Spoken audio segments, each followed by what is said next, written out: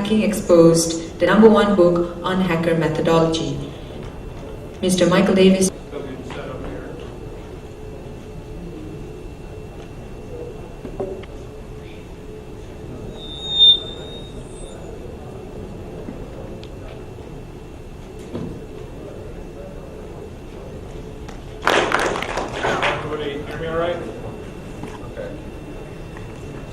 First I'm going to start off and talk about who I am, talk about what is a client honeypot, talk about some of the client honeypot techniques that have cropped up in the past year or so as this technology has been starting to form. We'll talk about the pros and cons of these techniques and the technologies that they're using, and then also talk about the future and actually an architecture that I've helped create with the HoneyNet project for a new type of client honeypot technology, and then at the end we'll go ahead and handle questions.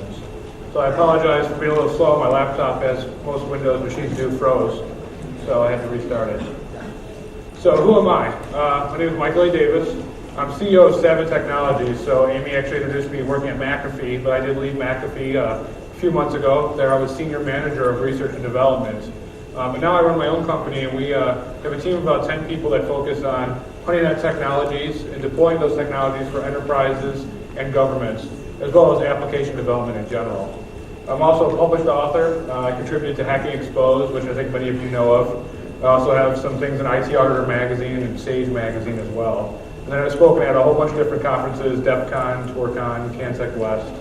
And I've also developed Snort for Windows, vSniff for Windows, and ngrep for Windows, as well as most of the Windows HoneyNet tools that you may see on the Windows HoneyNet sites. And I'm a senior member of the HoneyNet project, and that's who I'm representing here today as we start looking at these new types of HoneyNet technologies that are coming out.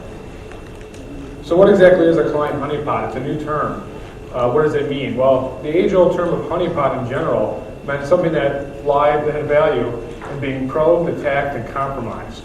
So we wanted to put something out on the network that somebody would break into, we'd watch them break into it, and then we'd analyze why they broke into it, how they broke into it, and then try to take those things that we learned and apply them to our own networks to see if we can improve our own security.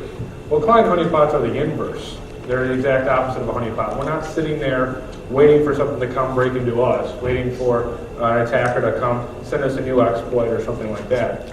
Rather, we're actively going out into the internet. We're crawling the internet, searching for malicious websites, pornography websites, news sites, whatever it may be, that are exploiting the client application. And this application may be Internet Explorer, maybe Office, it could be whatever you want. And exploiting that application to do something it wasn't designed to do, or the user didn't want it to do. So the example would be downloading malware, a porn dialer or something like that. So we build these systems to go out there and find these sites that are distributing these pieces of malware. So why do we need client honeypots? Well, this morning was actually a great presentation of why we see Microsoft increasing a lot of their security in the user land section of the operating system, and they're starting to prevent a lot of anonymous, unauthenticated attacks in the system. Same with all the Unixes out there as well. So what has happened is the attackers have moved to the client, moved to the application. I can't get into your machine by breaking into it remotely. Maybe I can fool you into running something, or fool you into going to a website that'll make you download something so I can control your machine or do whatever. And we've seen this. In 2005, there was only 5 Office vulnerabilities released, and this number comes from Security Focus. But in 2006 so far, there have been 24. We've seen the researchers have moved now from server-based attacks focusing on the network services and moved more towards the client. So we're talking IE, Office, Outlook, whatever your other client applications may be. So 89% of PCs infected with spyware is another statistic that came out in Q2 by Webroot, which is the #1 spyware vendor. Now, I could be, of course, slanted because they are a spyware vendor, but my time at McAfee shows me that number is probably close to what it really is. PCs are getting more and more infected with spyware, and most of our dealings with family, what do we have to deal with when we talk to family? It's spyware, it's malware. Now, why is that such a problem? Because there's money in it, plain and simple. And so the client is where these attackers are starting to move to. Identity theft, which is huge, and it's becoming bigger and bigger. You need the data off the machine, right? So forget breaking into the machine. I need to get you to give me information, whether it's a phishing attempt, whether it's something different, to provide credentials. And as we see in the top 10 SANS vulnerabilities, and when they categorize them, 4 out of 5 are actually on client applications, so Office, IE, etc. and then operating system vulnerabilities in general are decreasing. So we're seeing a large number of operating system issues dropping away, more researchers moving towards the client. So we need these client honeypot technologies to help us get an edge on where things are going. Who are the bad guys? How are they distributing this malware? And how can I protect myself better? So the two types of client honeypots follow the same type of categorization that we do with normal honeypot technology, which is high interaction and low interaction. Now, high interaction is what I categorize as something that does, it drives the browser directly, it's not emulating anything, and it's doing a very in-depth analysis of the system to determine what happened. It's not just saying, okay, I found an exploit or something on the site that I've heard of before. It actually does an in-depth analysis of the machine to determine if it's been broken into. And high interaction honeypots can find zero-day attacks as well as known exploits. So these things are not just signature-based, looking for things that everybody knows about. They're finding the newer attacks, things that websites that have new types of zero-day exploits to make you download some malware, they're finding as well. Now, they usually require a virtual machine, whether you're using virtual PC or using VMware, requires some type of virtual machine technology so you can easily roll back to a state before when your machine was clean after the attack has taken place. Now, low interaction is sort of the low-hanging fruit when it comes to this type of technology. It's usually signature-based, so you could be using an A/B engine or something to analyze what's happened to the machine, or is this script I'm going to execute, this JavaScript, malicious? But they're very, very fast because of that. They're not looking for changes to the system. They're not crawling across the file system. They're not looking at registry changes. And most people call these like the WGIG of the client honeypots. They're very simply going out there, grabbing doing an HTTP request, grabbing the response, parsing it, and then going on to the next one. And so there's very little analysis here and very little information you can get from these, but they do give you some information, and we'll talk about how they can be used later. So what can these really detect? Why do we care about these? Well, again, it's application level exploits. So i.e. being exploited by, say, a WMF exploit or a JPEG that's messed up and causing you to execute code you shouldn't be. Cross-site scripting issues, specifically spoofable address bars. That was an issue in IE. I think it was earlier this year. So phishing want to use these things. They want to make it look like you're going to a site you shouldn't be, or you should be when you're not. Malware delivery in general. So as Thorsten talked earlier, Thorsten's a member of the HoneyNet project as well. Malware, it's huge right now. Botnets and bots are the biggest thing right now out there because money is into it. And when money comes into things, you're going to see a big increase. The content analysis that comes with malware is really the issue. We're starting to see more and more, and I feel we're going to see more and more, away from just statistical analysis or technical analysis of problems and more towards content. What does this mean to the user? It's going to become very subjective. But client honeypots, because of their subjectivity, can be very useful depending on what type of data you're looking for. A great example we'll talk about later is the Site Advisor service acquired by McAfee earlier this year. They use client honeypots in a unique way to give you data that you probably wouldn't have thought of you could get from a client honeypot. I'm going to stop this before it keeps annoying me. Alrighty. So high interaction. Let's talk about the pros and cons real quick. I mentioned differential analysis provides in-depth details. What does that really mean? Well, a high interaction honeypot is doing a simple operation. It goes to a website. Once it goes to a website, before it goes to it, it baselines the system. It says, what executables do I have? What directory structure do I have? What registry do I have? Goes to the website, and then checks to see if there's a difference afterwards. So you can see that this is very, very slow, but it gives you all the information. You know if you went to a website and it exploited your browser, for example, and dropped a piece of malware on it, and malware was executed, and now you have 14 other pieces of malware running on your machine, you can see where those files were dropped, what registry changes they made, how are they hooking into the system, etc. You get a lot of detail. And these can also be extended past the browser because they're driving a program. They're not just issuing HTTP requests. They're actually driving an application by clicking on GUI buttons, by forcing Internet Explorer or forcing Outlook to open a message, that type of thing.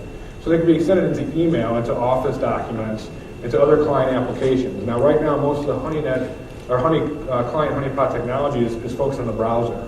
But I'll talk about later how we need to expand that to focus again more on not just the browser, but any type of medium coming into the user. Whether this is an IRC communication or this is an email communication, maybe an AOL Instant Messenger, message coming across.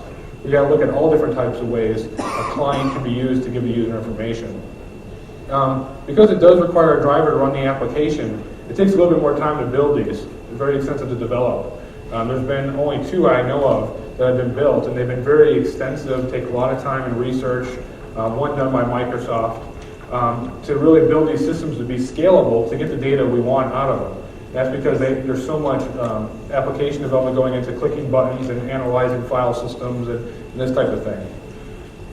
Now, low interaction, as I mentioned before, is very simple to build. It's very low cost. You get wget, you get a Perl script, you put them together, and there you go. You got a low interaction client honeypot, and you can start doing manual analysis. But they really don't give you much data without manual analysis. So when we talk about what data we want to get out of this, it's going to be very difficult to automate it with a low interaction approach. It requires signature research. So unless you got an antivirus vendor in your back pocket, or you know a buddy who's giving you signatures early, you're not going to know about these issues until after they're already a problem. And if you're looking at things that are already late, you're never going to find a 0-day. Maybe you don't want to find 0-day, but that's something you need to be aware of when you pick these. It can be intensive to build these signatures. A lot of these client honeypots maybe rely on AD or Snort, which is a good example. Those signatures may not be the best ones. It may not work too well. Or you may want to build different ones, looking for something different. These are very scalable, though, because they are so simple. They can easily be put into hundreds of machines across the world and start analyzing URLs and websites very quickly. But they don't work well with non-browser-based applications because you need some type of protocol you can emulate very easily. Email and email interactions are a little bit more difficult than a simple HTTP GET request. Not very, very much difficult, but still something that not a lot of people jump at right away. So I'll go ahead and talk about 4 of the major current client honeypots, and these are ones that you can utilize in some way, shape, or form. Honey Client and Honey C, since they're open source, you can download them and start playing with them. Microsoft's HoneyMonkey, which is a part of the Strider project, is proprietary to them, but they have a lot of white papers about how it works. And McAfee's Site Advisor is proprietary as well, but that's the key I want to talk about with data. So what is the Honey Client? Well, the Honey Client is the first open source client honeypot out there. This was set the stage, about a year old. It is high interaction. It utilizes a proxy to get all of its data. So it has an HTTP proxy, it has a Perl script running on the Windows machine. And it has another Perl script which actually loads up Internet Explorer, directs it to a website through the proxy, and then the proxy records all the data it gets, all the HTML, everything that it gets from the responses, it logs it all, parses those, sticks them in another file to go ahead and chew on so it can continually recurse through websites, and it just continually redirects the IE browser. So it's very, very loop-driven, and it's not a lot of collaboration. There's no external components to it. It's all self-contained. Now, the problem is that it's high interaction, so after a site's visited, it takes a long time to do a system scan. It's analyzing the whole file system, the whole registry, every single time you go to one web page. So it does take a little bit of time to actually have information be given to you. It parses the HTML, like I mentioned, which is good because it can continue to recurse. You don't have to manually keep feeding it URLs from either a search engine or some big list you're compiling. But because it only deflects file and registry changes, it doesn't catch everything. So it's not looking at memory signatures, it's not looking at what system state changes. So if something happened all in memory, you may never ever see it. It still does require a manual analysis once you get down to things. Once you get the data back, it really doesn't tell you what you're getting or what you're looking at. You don't know what bot it is, you don't know what piece of malware it is, you just know something happened. So it still requires a lot of manual analysis, and there's no caching. So you have maybe 50 or 60 of these sitting in your network doing a little research for you. They can all hit the same site at the same time, and there's no communication between any of the devices to sort of collaborate on what URLs you're accessing, what websites they've already accessed, when's the last time they accessed them, etc. And then all of these 4 different client honeypot technologies I'm talking about are all based on URLs in the web. So none of them have access to email really, none of them have access to any other type of medium like IRC or anything like that. They're all based on the web. But the one good thing about Honey Client is that it's open source. So go download it, go play with it. It runs Perl. It's pretty simple. It is only Windows-based right now, though, because it focuses on driving IE, and that's really where all the vulnerabilities are anyway. Now, Microsoft came out, I think this was about a year or so ago, as part of their Strider project, which is a big security research project they have, a tool called HoneyMonkey. And really it was, I think, derived from the fact that IE7 had this requirement for a phishing filter. I don't know if you've seen IE7, but it supposedly has the capability to help you as a browser know you've gone to a site that could be a phishing attempt. Maybe DNS spoofing or whatever it is happening, and it alerts you right away. This is a phishing attempt. Well, the way it really does it is by using this technology to create a black and white list of URLs. So what happens is Microsoft has this big distributed client honeypot network that's using high interaction technology. It's actually taking a virtual machine with IE on it, going out to a website, looking to see if it gets infected. If it does get infected, they take that URL and stick it on a list to get distributed to people through Windows updates within IE7, so that if you're using IE and you go to a website that's bad, it'll pop up a box saying this is bad. So really it's just a very interactive blacklist is what you're getting. Now what's nice about it is that although it's slow, their use of virtual machines enables us to actually be pretty good analysis engine. They have used the other two Microsoft research projects, the Strider projects, called Ghostbuster and Gatekeeper, to build a pretty good system scanning capability. They can detect rootkits, they can detect malware, and they can detect what type it is, what it's doing. Very, very in-depth information from these two other projects. And that allows them to scan memory in addition to file system and registry, do really in-depth checks of what's happening. That, coupled with the virtual machines they have, allows them to easily detect 0 days by running the same URL across a set of virtual machines. One virtual machine could be configured with Windows 2000, one with XPSP1, one with SP2 fully patched. They can see if the same URL infects different hosts. And if it doesn't affect 2000, but it affects SP2, well, now that's giving them more information on how this piece of malware works, how this site is targeting users. Maybe they don't want the Windows 2000 users, maybe they only want the XPSP2 users, or if it doesn't work on the fully patched machine, well, it's not 0 day. If it does work on the fully patched machine, hey, it's something that our patch didn't fix, we need to look at this. So they can find 0 days with this as well. Now, from my interaction with the Microsoft team on this, which has been very little, it doesn't seem like it's being used very much. They have a pretty good idea. They built a pretty cool farm when they originally built this to get some good metrics. But in general, it's just being used to supply the IE7 with their information. Now, that may be wrong though. Now, HoneyC is a relatively new appearance on the open source stage. It's low interaction, very simple. It basically is doing the wget request that I talked about earlier, but it's doing it in Ruby. So you give it a list of URLs, you give it, or a search engine and a keyword. It'll go out there to execute the URL or the search and get a list of that and keep fitting it in there. And as it downloads the HTML page, it just runs it against a list of snort signatures. So it's relying upon snort and the bleeding edge snort rules to find these malware downloads, these malware issues. So it's very reliant upon other technologies and on the signatures that are used in snort, which anybody's used snort from the bleeding snort rules list, they don't work all the time, so you can have issues. And the URL seed, again, is search engine based, which in my mind is a very bad way to go about starting your seeding. It is very just, throw something out there and hopefully you catch a fish. Well, I don't think that's a good way to start your prioritization of looking for malware. And there's no caching or correlation done like Honey Client. There's no cross-correlation of what URLs have been visited, what I found at this URL, when's the last time I visited. There's no information and no use of the data at all. It just sticks it into a log file and it's up to you to really look at it. Now, the sort of the granddaddy in my mind of client honeypots is McAfee's Site Advisor. And really, nobody's talked about it as a client honeypot, but that's really what it is. If you aren't familiar with McAfee's Site Advisor, it's a very simple application that goes out to websites, sees if it gets infected by anything, and by infected it means it actually uses antivirus to determine if it's been infected. And if it has, it marks that URL as bad. And then you as a user have a plugin built into your browser that when you go and do search engine searches or you go to a website, it tells you if this site has been ranked good or bad. Have people downloaded malware from this site before, yes or no? And that is empowering you as a user to not go to that site because, hey, there's been phishing attempts there. Now, they also integrate email and spam into this equation, but in general, it's just doing a massive web crawl and analyzing what's happening to the client when it goes and visits this website. Now, they built a very, very scalable, high interaction client HoneyNet. And this is a massive deployment, very, very big, but they focus on the data, which is what you guys are concerned with and what I'm concerned with in the end too, is, okay, I accessed this URL, I got infected.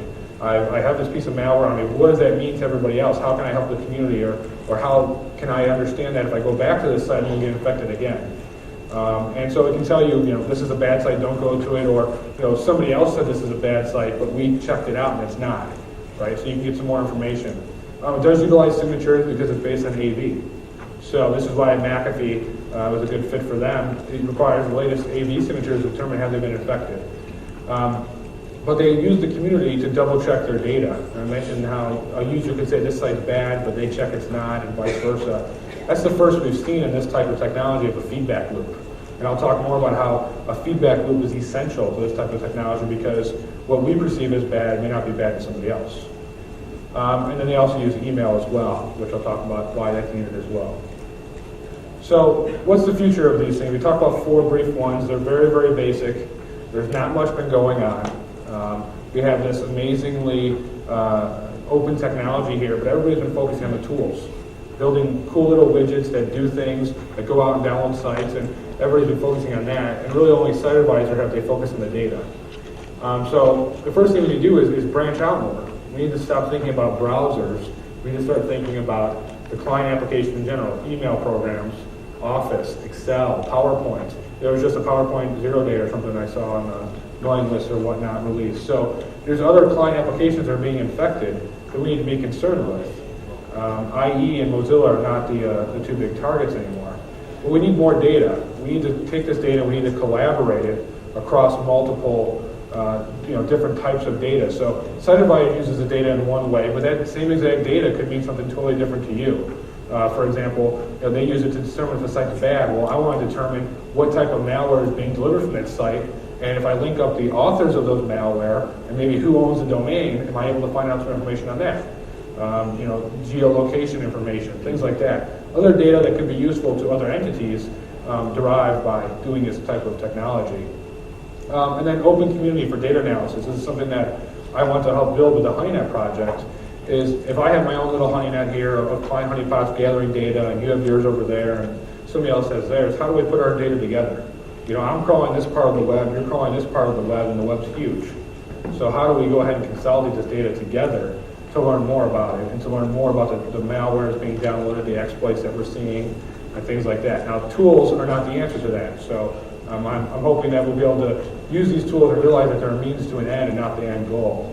And then also use more tools to build automated analysis here. These communities can be fed data, and a lot of information of this data can be automatically analyzed and determine, have we seen this malware before? If we have, what information about it do we know? Is it linked to another site, etc.? So there's lots of data.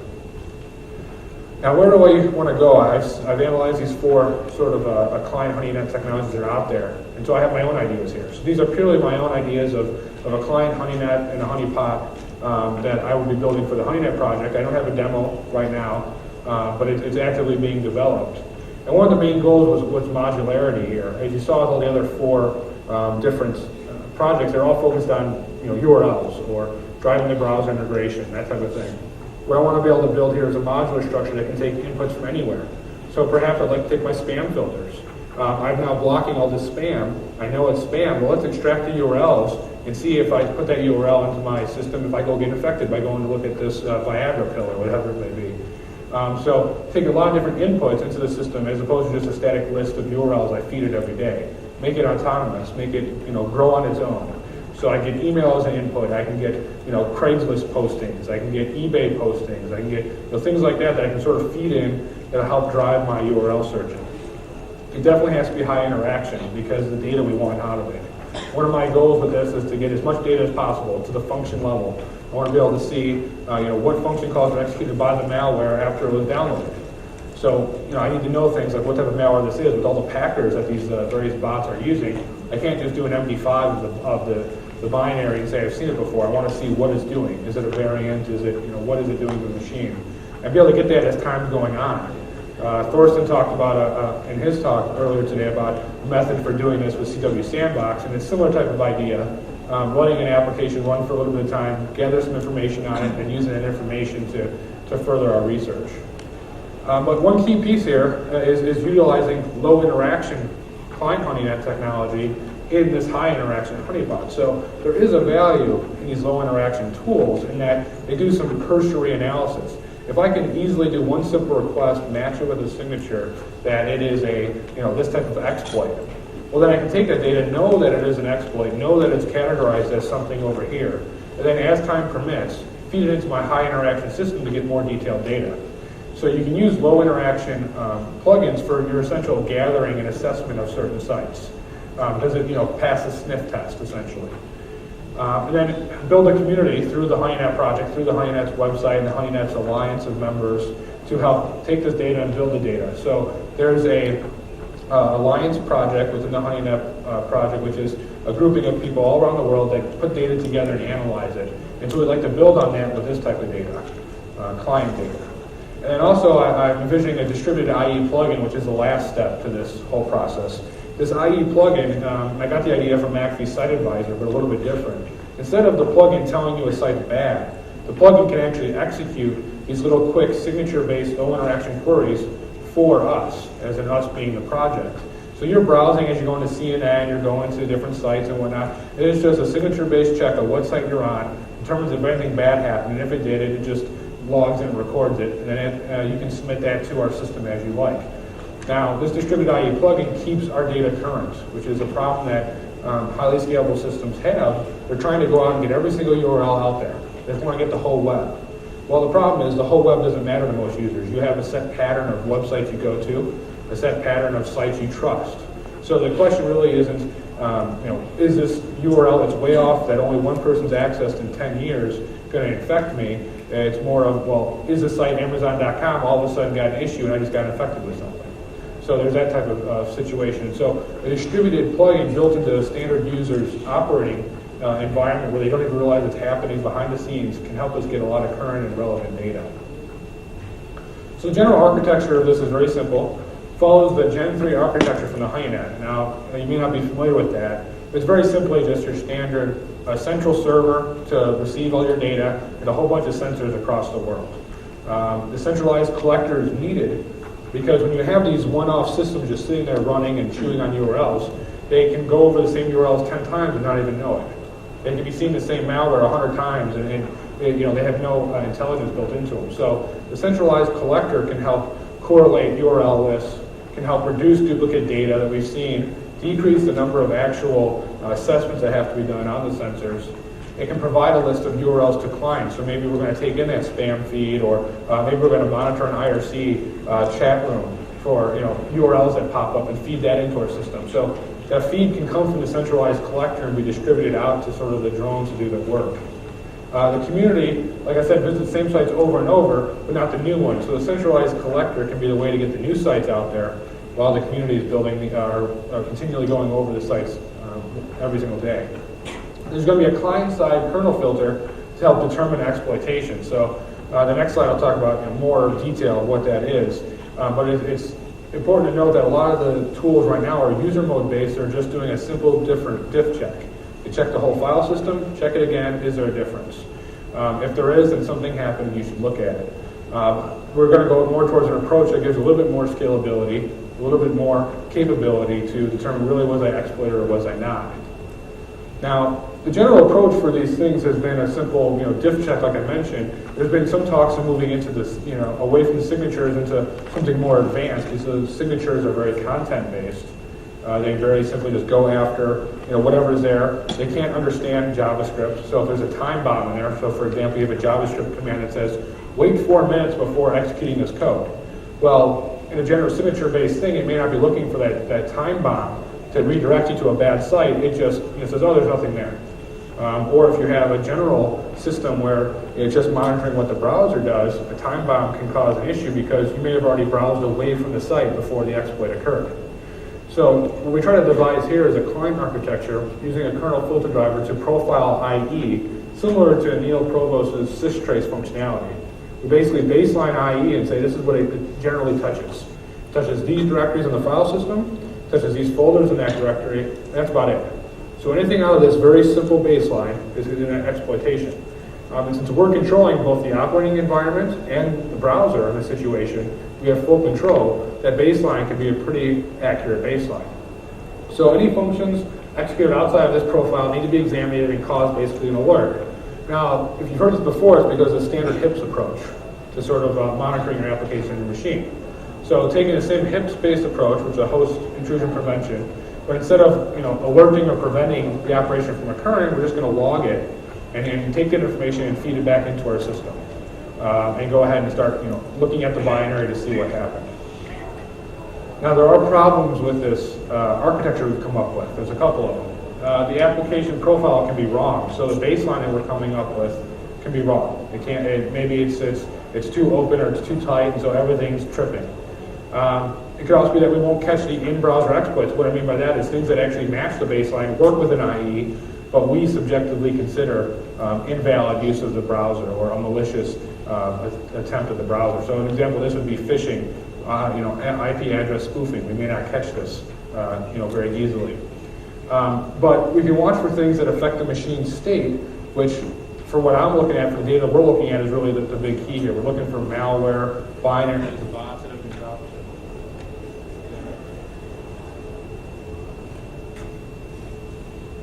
Okay, good, all right. So we're looking for the malware and the things that have been dropped on the machine, more so than just the standard web pages. And then, of course, this architecture is not cross-platform, but the question I pose is Unix even a client problem? Is there an issue with Unix clients? I don't think it's big enough of a market, really, that anybody's targeted for that. So it's not going to be cross-platform. It'll probably be C#.NET based type of solution.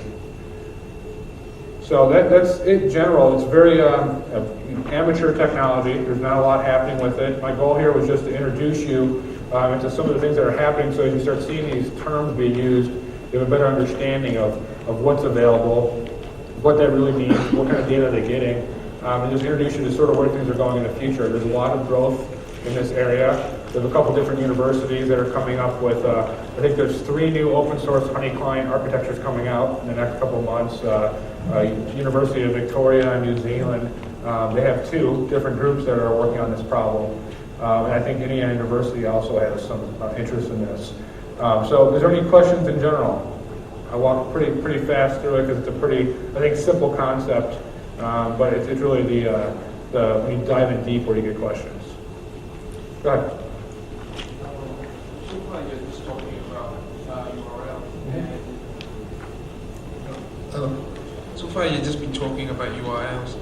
I'm just wondering if this expands to email.